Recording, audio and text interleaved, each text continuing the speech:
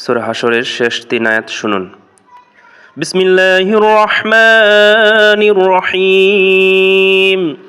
হুয়াল্লাহুল্লাযী লা ইলাহা ইল্লা হুয়া আলিমুল গায়বি ওয়াশ শাহাদাহ হুয়ার রহমানুর রহিম। হুয়াল্লাহুল্লাযী লা ইলাহা ইল্লা হু الملك القدوس السلام المؤمن المهيمن العزيز الجبار المتكبر سبحان الله عما يشركون هو الله الخالق البارئ المصور له الأسماء الحسنى يسبح له ما في السماوات والأرض وهو العزيز الحكيم.